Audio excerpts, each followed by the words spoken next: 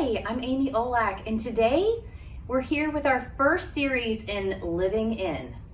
I'm sure it's a challenge for some of you to stay home and sit back and relax for a moment, but today I'm going to share with you some important information about cleaning and disinfecting. As we're living in and taking those moments to just kind of sit back and relax, we can also take advantage of that time by getting rid of some things that are no longer important to us, or going through piles of mail or clothes that don't fit anymore and getting them ready for donation. But at the same time, we really need to think about how we disinfect and how we protect ourselves during this very vulnerable time that we have before us. So today I brought a few things to share with you. The first thing I have is PureWell hand sanitizer, and this particular hand sanitizer has 70% alcohol in it. It's a really great disinfectant if you don't have access to soap and water. Obviously, soap and water and washing your hands for 20 seconds is the most important way to disinfect your hands. But if you don't have that, hand gel can certainly suffice for a temporary period of time. So if you don't have hand gel and you need to make hand gel, you can certainly make that.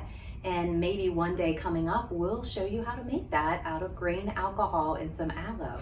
So stay tuned for a future web series on how to make your own hand gel. Next, I brought for you to see is some disinfectant Lysol Spray.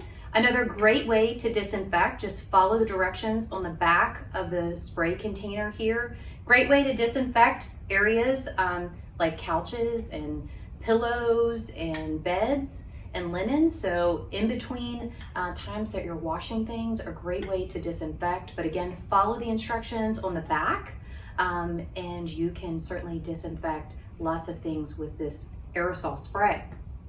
Next, I brought for you some germicidal wipes. Again, making sure you're reading the box on how long to leave this on the surface when you wipe things off, and not to destroy surfaces, because like this particular one I'm holding, it actually has bleach in it. This is a healthcare grade quality product. You probably will not be able to get these over the counter. There are different products that come in the same type of containers. But again, please follow the instructions on the back on how to use these properly and how to disinfect surfaces like your countertops and kitchen tables and things like that. But really good hot water is another way to disinfect things.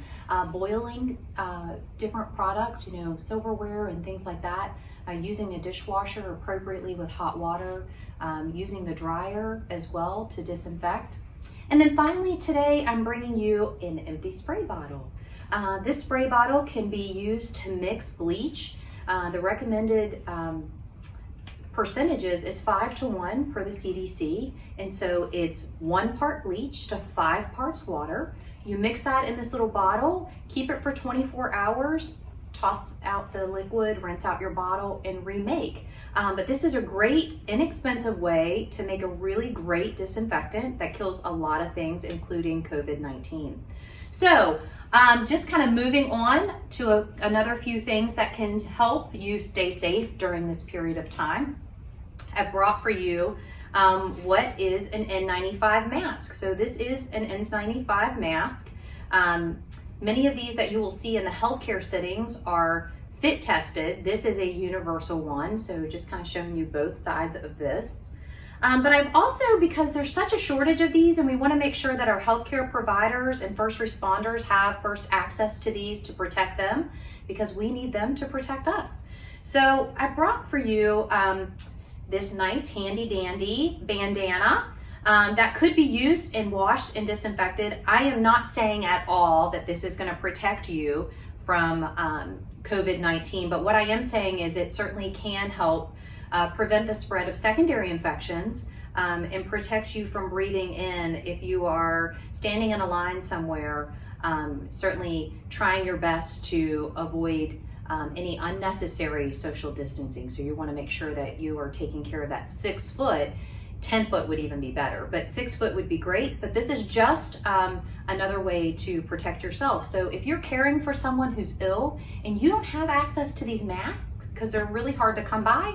You can use things like a bandana to put on you as a caregiver and the person that you're caring for, just as another layer of protection. Please don't hear me say, I don't want you to think this is a false sense of security, but it is one more layer of protection and something that you can throw in the washer and wash.